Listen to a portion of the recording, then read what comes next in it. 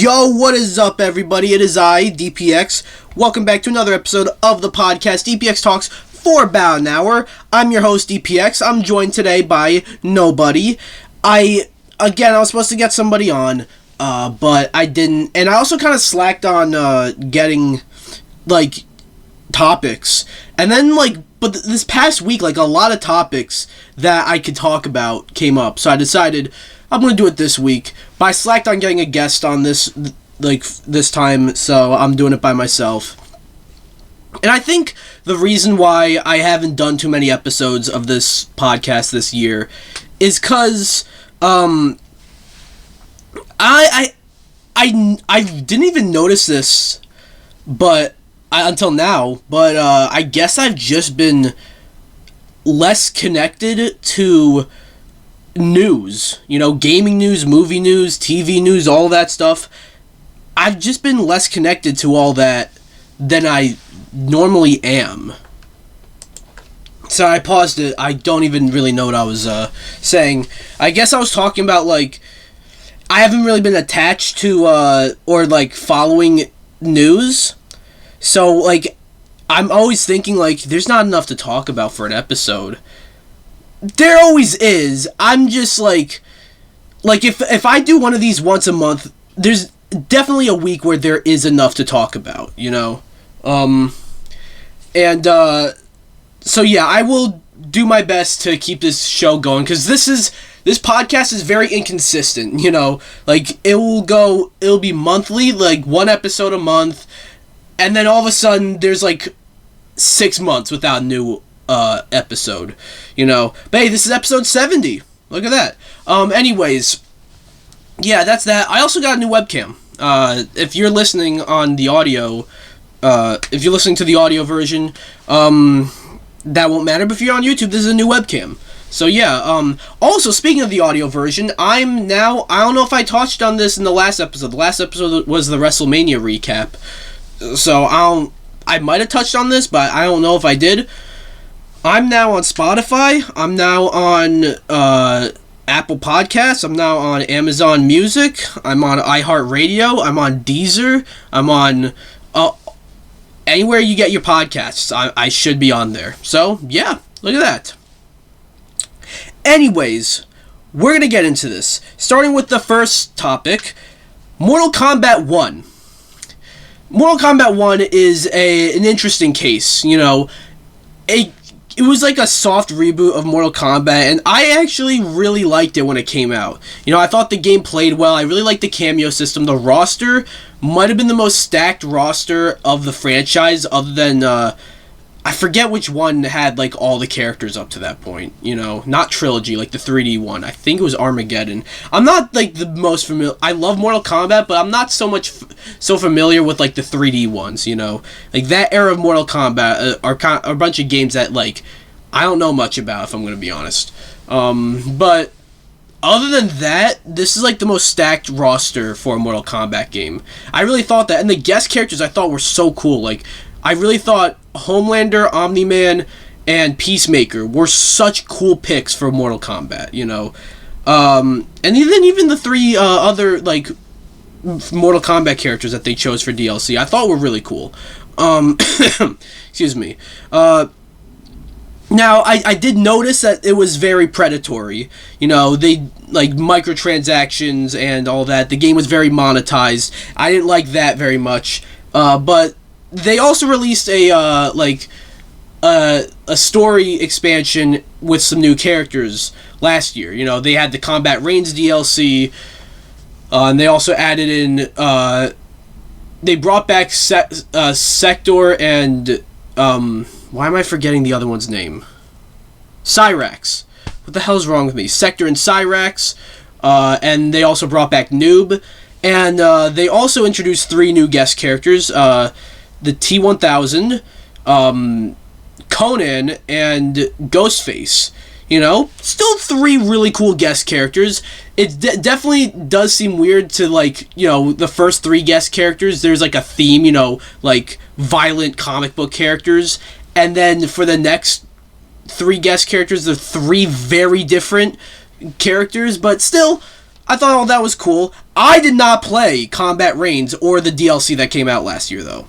$50 for that, you know, when there's, like, it came out, I remember during, like, a busy, like, time for new games. A bunch of new games are coming out. I think even, like, Street Fighter DLC came out at around then, and it was more affordable.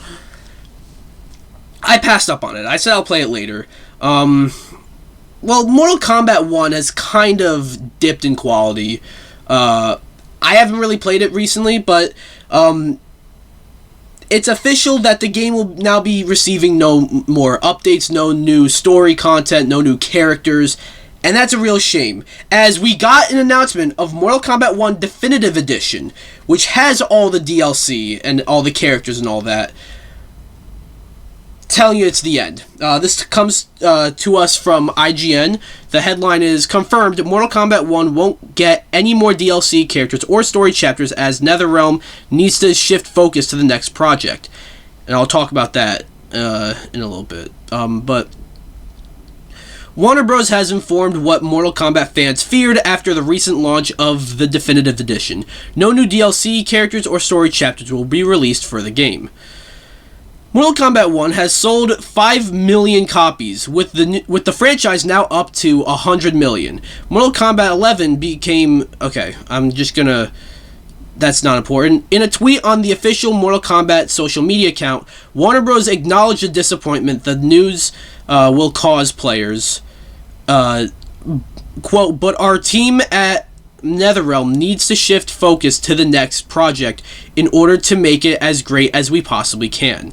Warner Bros. Failed to say what this new project is, but current speculation points to Injustice 3, a continuation of NetherRealm's DC fighting game series. Here's the full statement. We are hearing players' requests for continued game support of Mortal Kombat 1, and while we will continue to support Mortal Kombat 1 through balance adjustments and fixes, there will not be any additional DLC characters or story chapters released from this point on. We understand this will be disappointing for our fans, but our team at NetherRealm needs to shift focus to the next project in order to make it as great as we possibly can. And yeah, that's basically the gist of it. So, what went wrong? So first of all, I don't know if you hear that noise in the back, but first of all, they are moving on with Mortal Kombat 1 not because they need to shift focus to the next project. If the next project is Injustice, I'm telling you, Mortal Kombat is like NetherRealm's cash cow. You know, Mortal Kombat is NetherRealm's like baby. And if they're willing to end support for Mortal Kombat in order to work on Injustice, which I would... Look, I love Mortal Kombat. Honestly, like, I think I would be more excited for Injustice 3 than I would be... Like, I honestly think this is a good trade, if I'm going to be honest. If we're getting Injustice 3 instead of more Mortal Kombat support... In a way, I kind of... Like, now that I say that out loud, I'm not entirely sure. You know? But I feel like we are due for Injustice 3. But regardless, Injustice hasn't sold that well. Like, it didn't, like, bomb or anything. But it's not, like, a big moneymaker. Even though it's got DC characters. To my understanding, it's not, like, the biggest, like, moneymaker in the world. You know? And definitely doesn't sell as much as Mortal Kombat does. So,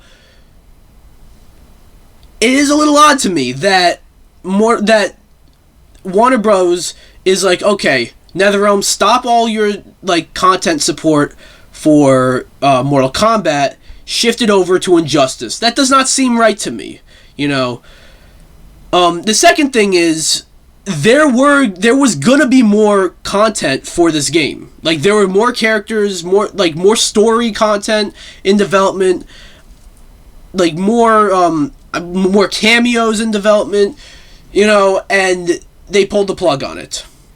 That doesn't scream like we need to move on to the next project. That screams something went wrong with Mortal Kombat 1. Specifically, it did not sell out as well as they hoped.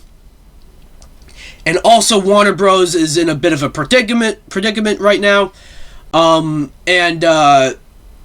They had to stop with Mortal Kombat 1 and cut their losses, which is unfortunate because, like I said, Mortal Kombat 1, like, it made my list of my favorite games of 2023, and, like, a lot of time, like, when I make a list of my favorite games of the year, years later, I think about that list, and I'm like, I would remove that. And maybe I wouldn't have Mortal Kombat 1 as high as it is now, you know, knowing what we know now. But I'd still have it on the list, because I still think it's a damn good game, but it's just... It wasn't handled the best after launch, and to see that, like, we know that a bunch of content was going to be in the game, but is just not going to be there. Like, that's definitely disappointing, you know? And I wonder what this next project is. It probably is Injustice 3. Because what else could it be? NetherRealm has only made 2 series, Mortal Kombat and Injustice. NetherRealm is what became of Midway, and Midway has made... There are other games that Midway made, sure, but, like, no, like, the only fighting game I can think of that would be, like, Primal Rage, and there's no way they're making a new Primal Rage game. Watch it be Primal Rage. That would be insane. But, like, I would be beyond excited for an Injustice 3. But I don't love the way we got to it if it meant, like, killing off Mortal Kombat 1. And I know I said that's a fair trade, but like I said, after saying that out loud, I'm not sure if I actually agree with that. So yeah. Anyways, what do you guys think of all this?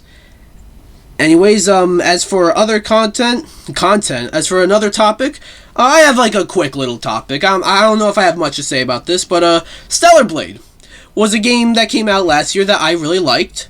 I really liked it because of the gameplay, and, it had nothing to do with the main character, but, you know, but the main character does have a nice sword, you know. Anyways, I really liked it. It was a nice sleeper hit of last year, and it did pretty well. Shift Up, the developer, this was not their first game, but they made, like, South Korean mobile games, or, like, browser games before this. This is, like, their first, like, actual game, you know what I mean? And it seemed to do very well, and now, Shift Up have announced plans for a sequel. This comes to us from IGN. Stellar Blade is getting a fully fledged sequel, developer Shift Up has confirmed. Now Korean company Shift Up, I skipped around a little bit, but now Korean company Shift Up has confirmed a Stellar Blade sequel is on the way, via a chart showing the company's future plans published as part of its latest financial results released today. Okay. As confirmed within a presentation slide detailing how Shift Up expects to expand its franchises going forward, a Stellar Blade sequel is listed as coming next among others that look set to be released before 2027.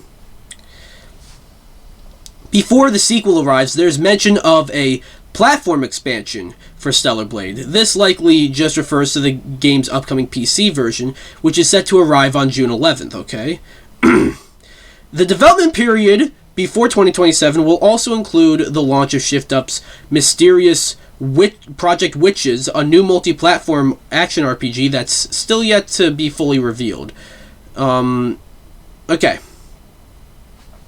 So, it seems that the story that a lot of people ran with was that the Stellar Blade sequel is coming by 2027. Or before 2027. Which is kind of crazy to think about, because that's in 2 years. And Stellar Blade came out last year. So that turnaround is just not likely at all. Especially when you consider what games are like, and what developing games are like now. Excuse me. So, yeah, that was definitely odd. But it seems like after reading that,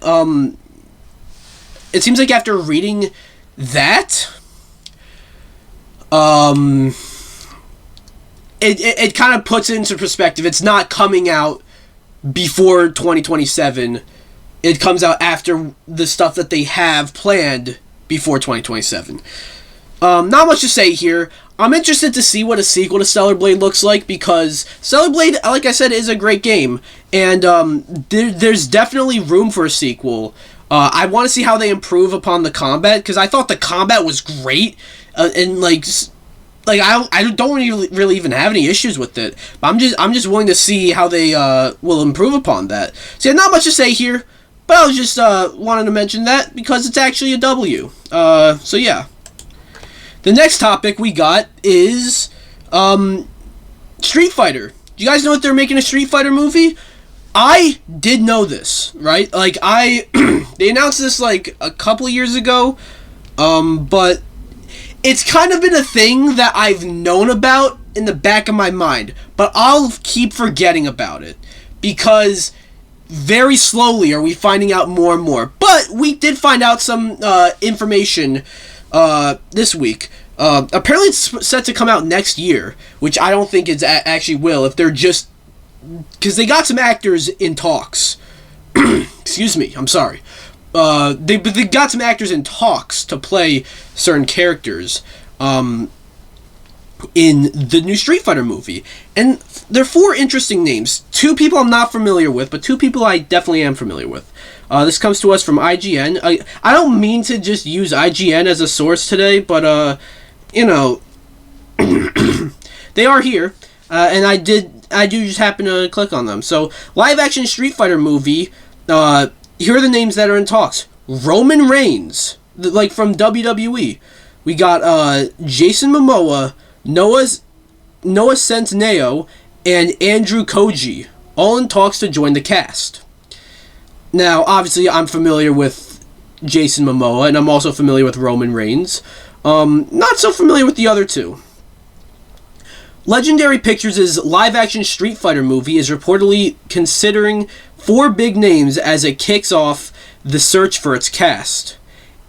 And actors Andrew Koji, who is in Bullet Train, Jason Momoa in Game of Thrones and Minecraft, Noah Centineo in Black Adam and To All the Boys I've Loved Before, and WWE star Roman Reigns are all in talks to star in the fighting games film adaptation, according to Deadline. Although it's far from a confirmation that any one from the group will end up attached to the Street Fighter movie, if accurate, it's at least a sign that things are continuing to move in the right direction. Should Koji, Momoa, Centineo, and Reigns land their parts, there's no word yet on which members of Street Fighter's iconic roster they would portray. Plot, okay. So, yeah. So it doesn't seem like we know a whole lot. Excuse me. I will say, Jason Momoa is a big get for this, you know.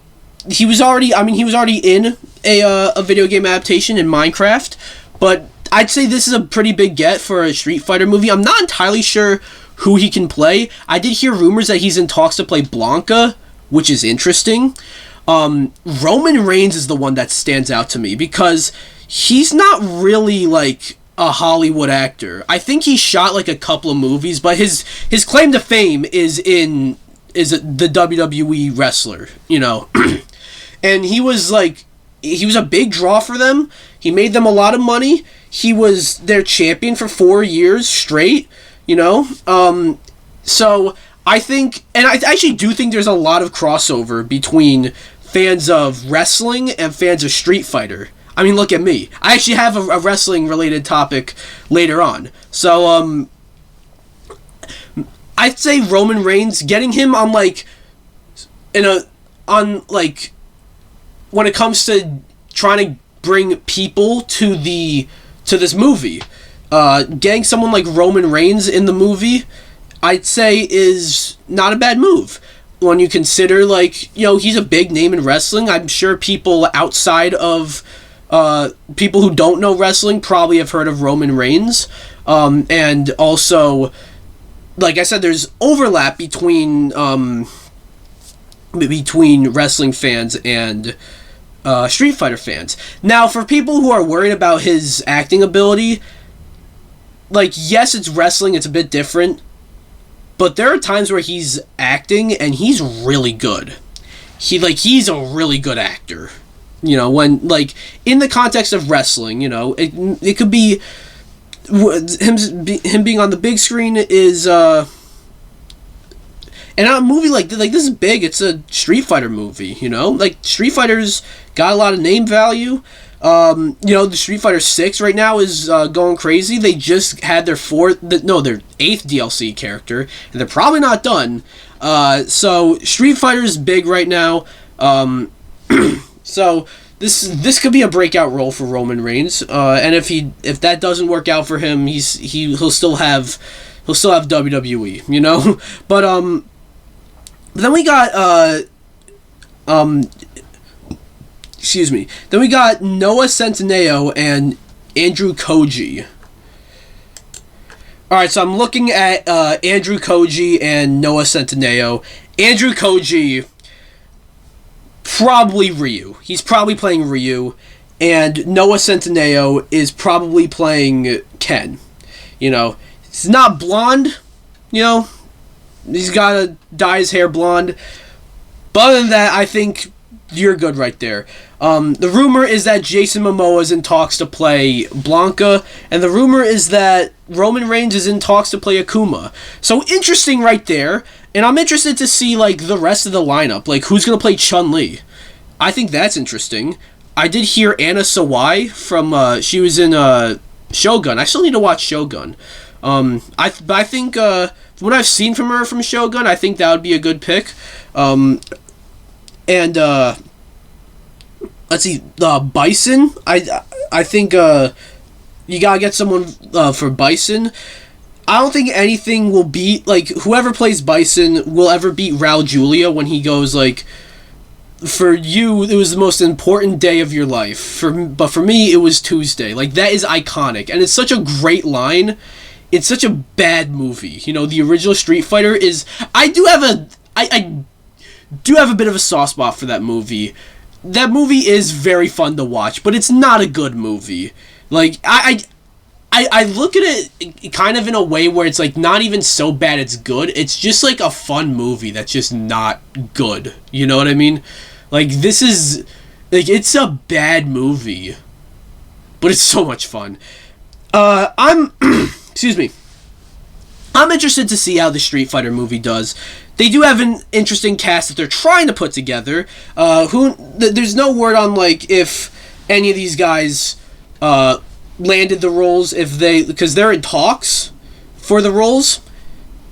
And if they're in talks, that means that they're pretty far along. Like, if you're talking to... Like, let's just say the rumors are true that Jason Momoa is going to be playing Blanca. If you're, like, at the point where you're talking to Jason Momoa about playing Blanca, at that point you have, like, an idea of, like, how Blanca is going to be used in the movie and what he's going to be like, you know? If you want to cast someone like Jason Momoa. And, so yeah. Interesting lineup, you know. Roman Reigns is definitely, like, the one that stands out, because he's not really an actor, but he ain't a bad actor when he's forced to act on WWE. Like, so yeah. What are your thoughts on all this, though? I got another topic related to a video game adaptation, a movie. A video game movie. This time, Elden Ring. Elden Ring is being adapted into a movie by, and it's gonna be from A24. So that's something. A24 are really good, and it's being directed by Alex Garland. This comes to us from none other than IGN. A live-action Elden Ring movie is in the works from Ex Machina and Civil War director Alex Garland, Bandai Namco, and A24 announced Thursday.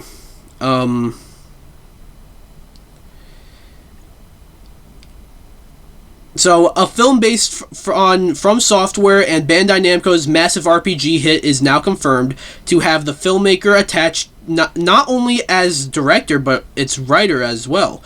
Plot details, casting details, or release date for the movie have yet to be announced. George R. R. Martin, who helped create the original Elden Ring, is attached as a producer on the movie, as is Vince Gerardis.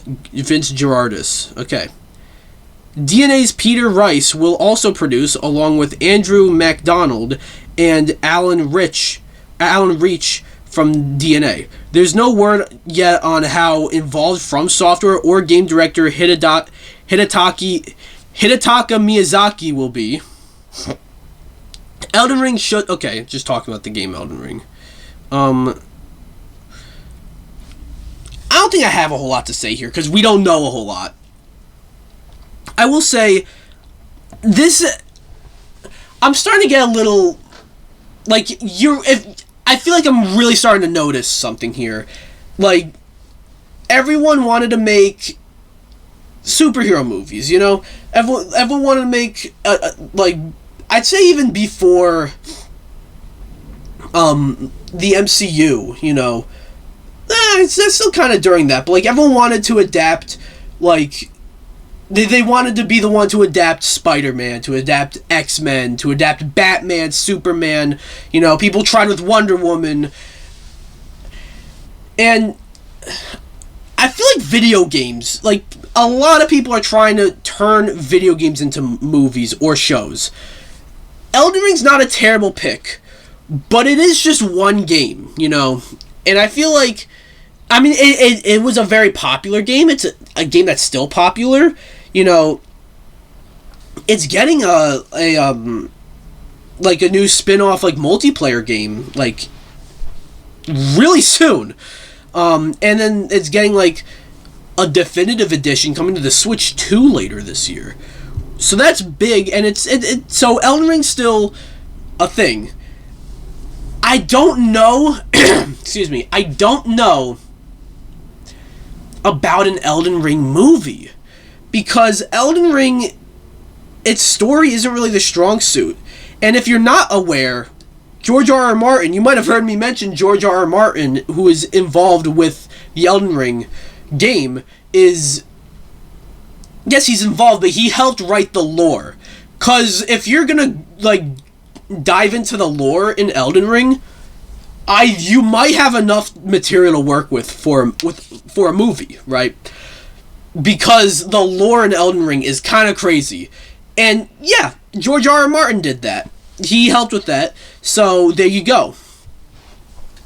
But if you're trying to adapt the story of Elden Ring into a game, I'm not quite sure if there's much to work with. Because, look, Elden Ring's great. It's not particularly, like, I'm not particularly a Soulsborne guy, but at the same time, I did really like Elden Ring, you know? So, I'm not entirely against them doing an Elden Ring movie, you know?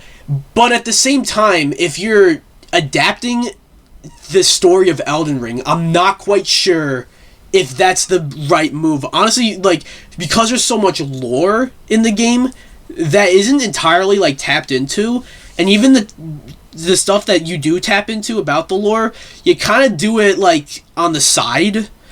You can do, like, a prequel movie, like a movie that, like, explains the lore to the game and all that. And I think that's an interesting movie. But I'm starting to get a little worried about, like, all these studios looking at video games and trying to make them into movies. Because, like, there are some that are very questionable, you know, and, like, some studios aren't even hesitating to adapt a game into a movie. Like, right after, like, my current game of the year, Clair Obscur Expedition 33, right after that came out, it was announced that there are talks to adapt that into a movie. The game is like Expedition 33, that story's long. Like, you need to let that play out, you know? I don't know if, like, maybe do that in a show? I don't know if a movie is a great idea for that, for adapting that game, you know? But either way, that's beyond the point. They do have a good director in Alex Garland, you know, Ex Machina and Civil War. I heard Civil War was a bit divisive, but either way, like, Alex Garland is, like, he's a director that is pretty well liked. So that's interesting that they got a name like him, and they do have a pretty good lineup of producers, you know, even if George R.R. Martin isn't really gonna, like, do anything, he is attached to it as a producer, so that's something at least. But what do you guys think about an Elden Ring movie? And it's also A24, which I think gives it, like, some sort of, like, level of prestige, you know what I mean? What do you guys think? Next up, we got another topic. The Switch 2 comes out really soon. In fact, this will most likely be the last episode of the podcast that I do before the release of the Switch 2. Yeah, I just cracked my ankle, so, if you were wondering what that sound was. But yeah, kind of crazy to think that we're, like, how many days is it? So, it comes out on June the 5th. Time recording, it's Sunday. The, May 25th. Comes out in, like, 10 days. Right? I can't do math. But,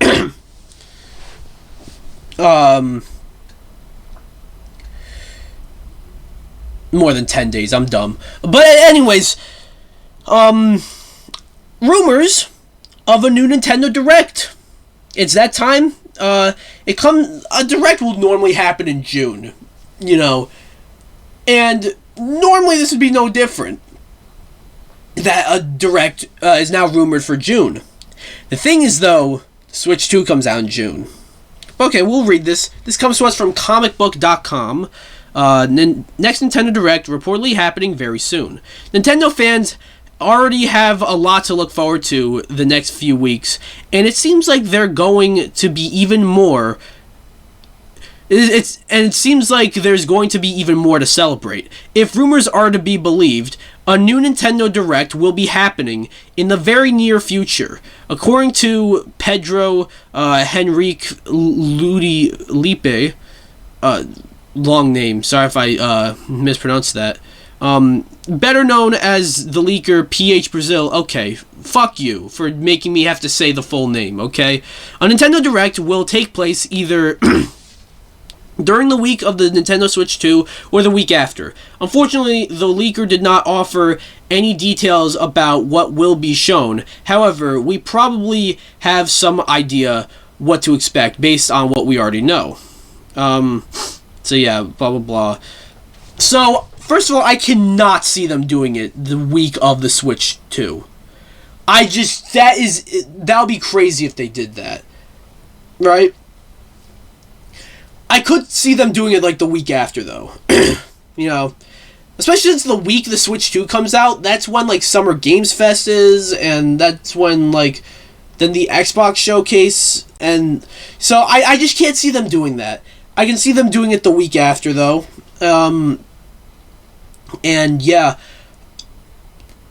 And I definitely do think we need another Direct for the Switch 2, because, like, we need to know... I feel like we need to know a bit more on Donkey Kong. But other than that, like, there's a whole bunch of, like, Switch 2 games that are, like, they don't have, like, a release date that are still set to come out. Like, Kirby Air Riders still needs a release date. Dragon Drive, don't really care too much about that game, but that also still needs a release date. There's, Metroid Prime 4 needs a release date. Hyrule Warriors, and there's also Pokemon Legends ZA. All those need release dates. And I can see, like, Dragon Drive being August, Kirby Air Riders being in September, Metroid Prime being in October, and Legend ZA being in November, and Hyrule Warriors being in December. That's what I can see. And as for other things they can announce, there's gotta be a new 3D Mario at some point, right? Don't know what else to say about it, really. But yeah, that's that. Next up is, we got a wrestling topic. So, you might know this, I'm a bit of a wrestling fan. If you don't believe me, which I don't know why you wouldn't believe me, but, like, go look at what the last episode was. It was an entire recap of Wrestlemania 41. And we got some news regarding next year's Wrestlemania, as originally it was slated to be in New Orleans. But now they're swapping it. They're not doing it in New Orleans. And instead, this hasn't been outright confirmed yet, but it sounds like they're going back to Las Vegas, which is where it was this year. This comes to us from Bleacher Report, reading between the lines of WWE's rumored WrestleMania 42 location swap to Las Vegas. After an abrupt change of course, WrestleMania 42 could reportedly take place in Las Vegas, but will it ultimately affect WWE's soaring profitability in 2026? On Thursday, May 22nd, rumors emerged that New Orleans, LA, would no longer be the landing spot for the company's biggest event of the year, following a report from WrestleNomics. WWE eventually confirmed it with Sean Ross Sapp of Fightful.com and NOLA.com. And NOLA.com ran the official announcement later that day. Straight away, this seems similar to the circumstances that led to this year's venue, as Minneapolis, Minnesota, lost its bid in 2024. However, this is a bit different because WWE had seemingly finalized the deal with New Orleans and later canceled it with hopes to bring other events to the city. So yeah, I'm gonna find a different article. So okay, I'm on CBS now. This talks more about like the move from New Orleans. WrestleMania 42 will no longer take place in New Orleans. WWE is moving its biggest annual pay-per-view to a different city and will instead bring Money in the Bank to New Orleans in 2026. WWE Chief Content Officer Paul Levesque announced on Friday. WrestleNomics' Brandon Thurston first reported the news, citing the Greater New Orleans Sports Foundation. The non-profit organization claimed WrestleMania would return to New Orleans in the future. A new location was not revealed, nor was a reason for the change. And here's a quote. The Greater New Orleans Sports Foundation and New Orleans and Company are working closely with our friends at TKO to expand our long-standing partnership, said the Greater New Orleans Sport... Okay, I'm not going to read the full title, but...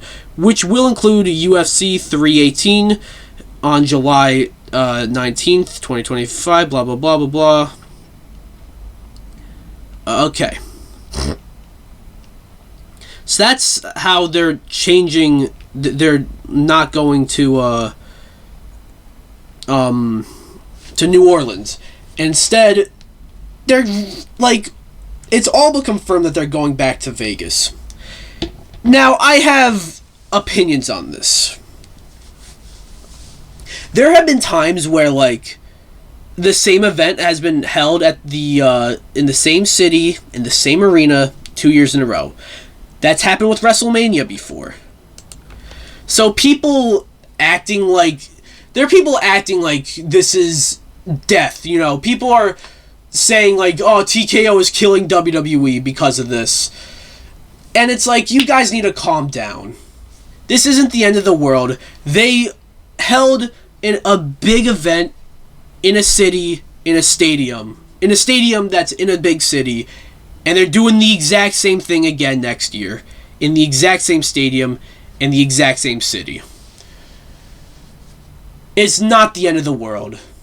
And they're not going to be doing this every WrestleMania. Even if they also said they want to host WrestleMania, they want Las Vegas to host WrestleMania more often. More often does not mean all the time. Right. This is, like, I just don't like this. Because the reasoning that I read about was they made a lot of money in Vegas, so we'll go back to Vegas. And it's just like, change things up, you know, go to a different, like, people have been clamoring for WrestleMania to be in London. I get the hesitation there, because there's time zones are an issue, you know, having, here in the States, having WrestleMania be at, like, 3 p.m. would be very weird, right? But, like, don't they owe, like, They owe Indianapolis a WrestleMania. Why not go there next year, you know? It's just...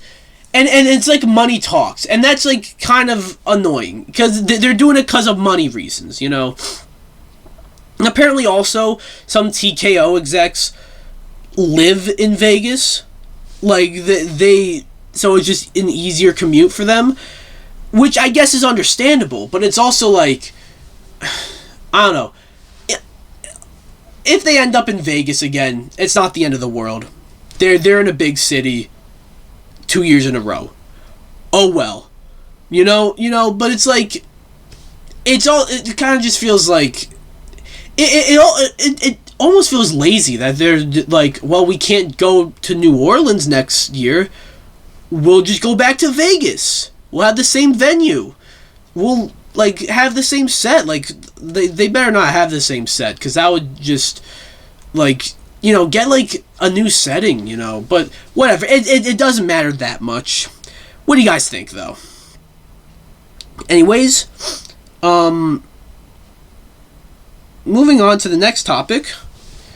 Avengers Doomsday and Avengers Secret Wars. Now, these two are, like, movies that the MCU is clearly building towards. The MCU is, like, rebuilding itself, you know, after some not-so-great movies, but we did get Thunderbolts, and we're also getting Fantastic Four very soon. And people seem excited for Fantastic Four. Thunderbolts was great. People loved Thunderbolts. I really liked it. Fantastic Four is looking really great. It's looking really different for the MCU, and could possibly be the best Fantastic Four movie. Not a very high bar, but it's something, you know. But they're clearly building towards Avengers Doomsday and Avengers Secret Wars. Avengers Doomsday was set to come out like May 1st, 2026, which is 2 days before my birthday. And Secret Wars set to come out May whatever something in 2027. Not anymore. This comes to us from Space.com. Marvel delays Avengers Doomsday and Avengers Secret Wars by 7 months each.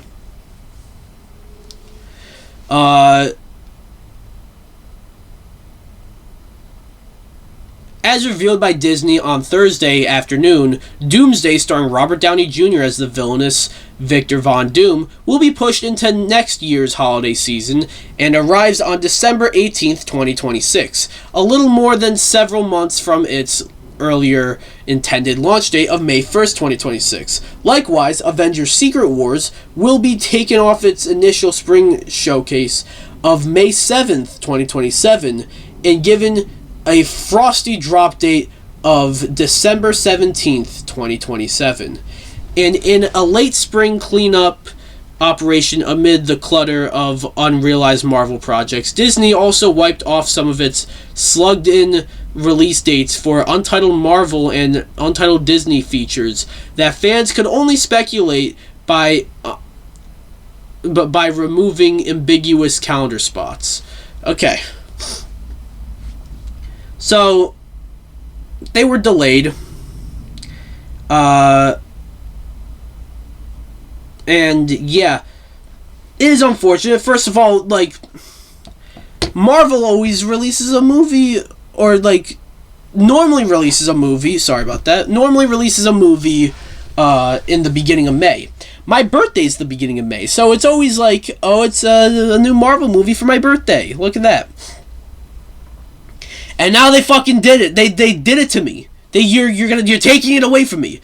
But now Avengers Doomsday releases the same day as Doom Messiah, the third Doom movie.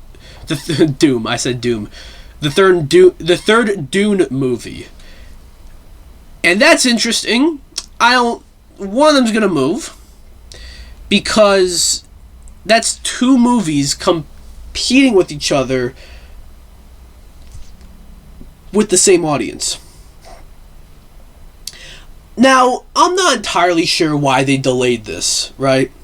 I would assume it's because there's just a lot that they have to do. You know, they're like, you saw the cast reveal for Doomsday, and just how big that was. And that's definitely not even the entire cast. There's still more chairs that they're going to reveal. Getting that whole cast together, like, you're going to need to delay the movie a bit, I feel.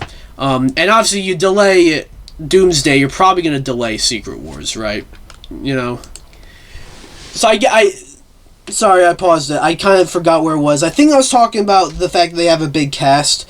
But, like, okay, now this kind of messes up the slate. Like, Phase 6. Like, we know Fantastic Four is the first movie of Phase 6. And we also know Spider-Man Brand New Day is going to be in Phase 6 as well. Are the only movies in Phase 6 going to be those two and the two Avengers movies? That is kind of weird, don't you think? I guess there's also Blade, but who knows when that's going to come out. And Armor Wars, who knows when that's going to come out. I don't know. But, interesting that they delayed these two movies. I'm sorry, I keep moving everything. But, interesting that they delayed these two movies. Now, Spider-Man Brand New Day is also going to come out before either one of them. And Doomsday and Dune coming out on the same day. One of them's going to move. They're not both coming out on the same day. You know, like, you're not going to have, and I think it might be Dune. I think Dune might move, you know. Just because, look, Dune might be a better movie, you know. Avengers is going to make more money. So, what do you guys think of all this? Now for finally, we got the final topic. Oh boy. I got a rant here. PlayStation. I love PlayStation. I want to make that clear. I love PlayStation. But they have been very questionable this generation. The main questionable thing for me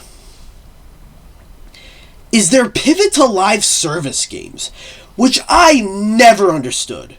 You know, like, when they announced that, it never, like, made sense to me, because, first of all, they announced that when live service games, like, there's, like, a certain period, excuse me,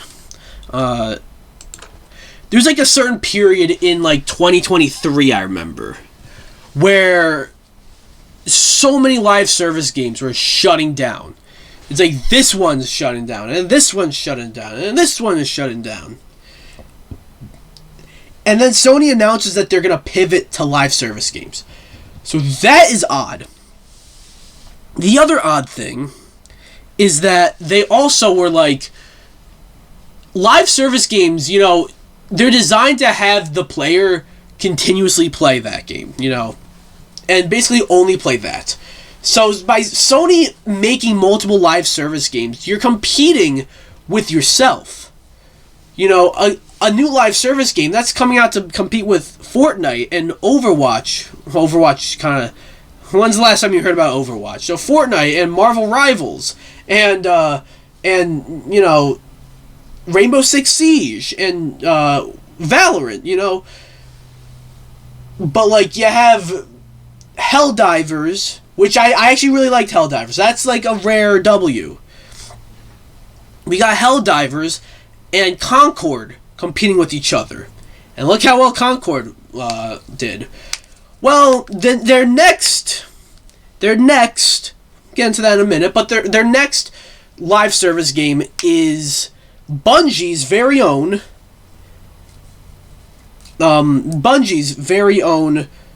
Marathon. And Marathon is an early PC game. This one's a little different from the other live service games in this slate because they're actually using an IP that already exists, you know. You can say that about Helldivers, but who the fuck played the first Helldivers? Then again, who the fuck played the first Marathon? But either way, this is... People are saying this is going to end up just like Concord. At the very least, not Helldivers. At the very least, Marathon has, like, existed before. Right? And also, the Concord situation was just so bad, I don't think it can ever get that bad ever again. Right. Well, maybe it has, you know? And to be fair, I'm talking what I just said about something not being as bad as Concord ever again. I meant that, like, when a game comes out and fails that bad. Marathon's not out yet. But, this comes to us from, the GameSpot, or the Game Post, not the GameSpot. Report, Marathon delay likely as Sony cancels all paid marketing plans. And why are they canceling all paid marketing plans? Well, I would assume that this article is going to get into that. Bungie's Marathon is likely to be delayed as a new report claims Sony has now canceled all paid marketing plans. Bungie's upcoming shooter Marathon just can't seem to catch a break. What started as a highly anticipated closed alpha test has hit roadblock after roadblock, leaving fans wondering if the game will actually see the light of day this year. The studio was rocked by an art theft scandal when it was revealed that some of Marathon's promotional materials and in-game art were directly copied from an indie artist's work. Anti-Real, you know, that's the name of the artist. Bungie quickly apologized and promised to review all assets, but the damage was already done. Now, I'm going to stop that right there. You heard that right, and this is kind of old news, so I am a bit late to this. Luckily, Marathon keeps taking L's, which makes this still relevant. But they stole. They plagiarized art. They copied Anti-Real's art and put it in the game. And it's one thing if it's like, wow, that looks almost that looks pretty similar. No, it's the exact same thing. And to even more, to hit the nail even more on the head, I don't know if that was the right phrase to use, but whatever the fuck. Furthermore, there we go. Furthermore, the people at Bungie, specifically the people in Bungie's art department, follow Anti-Real on Twitter. So, wow, look at that. And Bungie says, yeah, we have fired the person who did that. It's not one... I guarantee you it's not one person who does the art in the game. And if it's not one person who does the art in the game, it's not one person following Anti-Real. And on top of that, you gotta have people checking that stuff. So that went through many hurdles that it shouldn't have been able to go through. So that's that. I'm gonna continue reading. Following the whole art theft controversy, several reports have now painted a pretty troubling picture of what's happening behind the scenes at Bungie. Multiple sources say morale among the developers is in freefall, with many team members feeling frustrated by leadership decisions and the overall direction of the project. Some have even gone as far as calling Marathon's leadership, quote, toxic and humiliating to work with, saying that warnings about focusing only on PvP were brought up early on, but were completely ignored by higher-ups. On top of that, another report claimed that after the mixed reaction to the closed alpha, Bungie pushed back its marketing and pre-order plans that were supposed to go live in June, and the big open beta was replaced with public playtests. And then here it goes. It talks about Sony reportedly cancels all paid marketing for Marathon delay incoming. Now a report claims that Sony has canceled all paid marketing plans for Marathon. This confirmation comes from Colin Moriarty, who shared the news in the latest paywalled episode of the Scared Symbols podcast. Colin Moriarty, by the way, was the guy who reported Concord's possible $400 million budget, by the way. This reportedly came from someone familiar with the marketing efforts in an overseas market and is considered a fairly unusual move for a game of this high profile. And this is his quote. I was told by someone familiar with marketing plans in a key overseas market that there are now no plans to do paid marketing for Marathon at all, Moriarty said during the podcast. I don't know if those plans were affected by what has recently happened or if that was always the plan or whatever, but it is considered a fairly unusual... So, okay, I just reread what the article said. Okay. It's almost definitely the reaction to the art theft stuff. Right? Because, yeah, it probably also is, a reaction to the reception to the alpha, right? But I feel like Sony would have trucked along. The fact of the matter is, yes, okay, the art style doesn't affect the way you play the game, although I've heard that from people who played the game that it's not very good. But I feel like the fact that there was extreme art theft in this game, whatever. The fact of the matter is, there's a leadership problem at Bungie that allowed this to happen. And now, I guess they could pay Anti-Real for this, but they're not going to do that. They need to completely, rework the game. They need to make it into some... first of all, the live service is a bust. It's not going to work. This game's going to be dead on arrival, even with the Bungie name to it. Bungie are a shell of their former selves. And people are starting to think that Marathon just gets axed. Marathon just never comes out. Which is kind of crazy to think about, as it's supposed to, as of now, it's supposed to come out in, September? Something like that, late August, early September or something like that. Or it might be late September. The number 24 is in my brain for some reason. So it's either August 24th or September 24th, or close to that at least. Right? So it's kind of crazy to think about how they might just cancel the game when it's supposed to come out in 3-4 months. Will they cancel the game? Normally in a situation where you have a game of this magnitude, this is a big game done by a big developer being published by a big publisher, and it's supposed to come out pretty soon. Normally I would say, no, there's no way the game gets canceled. It just gets delayed, and they rework it. But they might have to cut their losses here.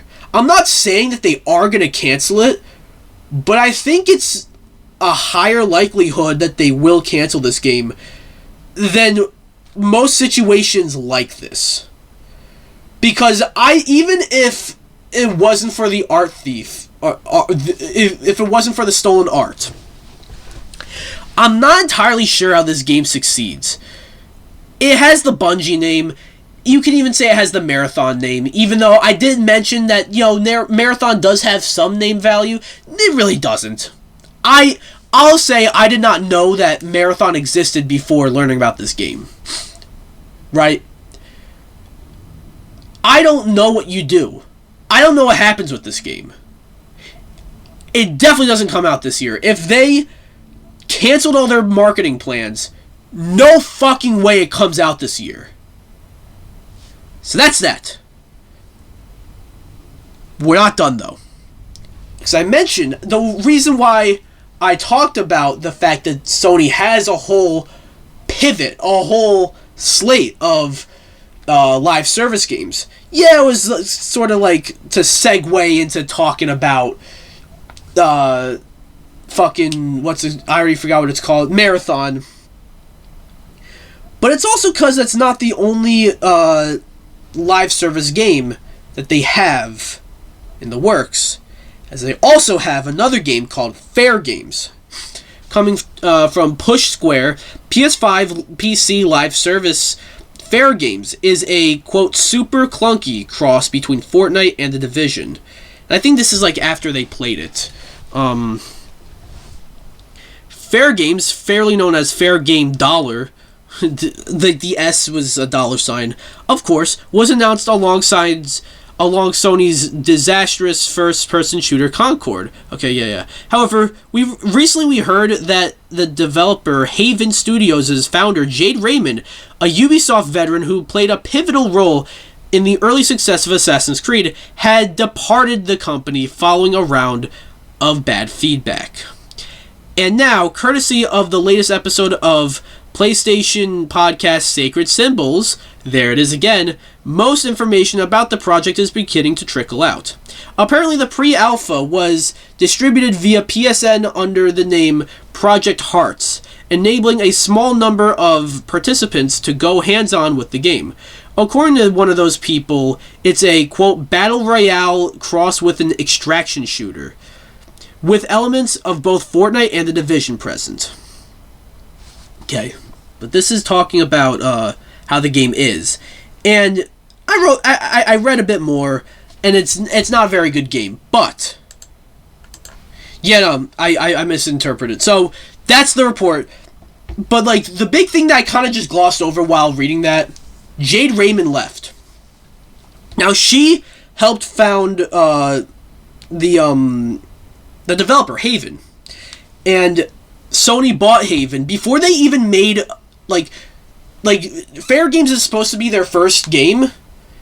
Sony bought them before Haven even made their first game. Sony bought the company because it's Jade Raymond's company, and she helped develop. She helped with Assassin's Creed. She also was was with Google when they made Stadia. But then look how that turned out. That wasn't really like Jade Raymond's fault, the way Stadia turned out, but it is a part of her resume now. So, yeah, look, the Marathon situation is ugly. This is probably one of the ugliest situations I've ever seen, like, a big AAA game in. And the thing about Fairgames is that it's just bad. Their lead, their big, like, the big studio head that Sony wanted to buy the company for is not there anymore. And also, like, there's no market for these games. Nobody cares about Marathon. Nobody cares about Fairgames. And it's just like... And you look at, like, this happened earlier this year. Like, this came out earlier this year. I didn't talk about it on the podcast because it was in, like, the weird period where I wasn't doing episodes. But, like, there was, like, a whole bunch of, like, canceled live service games. Like, obviously you had, like, we already knew that, Naughty Dog was working on Last of Us Factions, and that got canceled. Insomniac was working on a Spider-Man multiplayer game, that got canceled. apparently, like, Bluepoint was working on a God of War live service game and that got canceled. And it's like, what are you doing, Sony? Nobody buys a PS5 to play these live service games. Especially if they're gonna be on PC. You know? And why are you putting companies like Bluepoint and companies like Insomniac and companies like Naughty Dog on these games when they're best at their, like, single player games? You know, Bluepoint, they want to make a new game. You know, they're really good at making remakes, but maybe they got a bit tired of that, so they want to make, like, their own game. Why would you put them on a fucking God of War live service game? We're seeing, like, how this pivot is turning out. They got one win, Helldivers.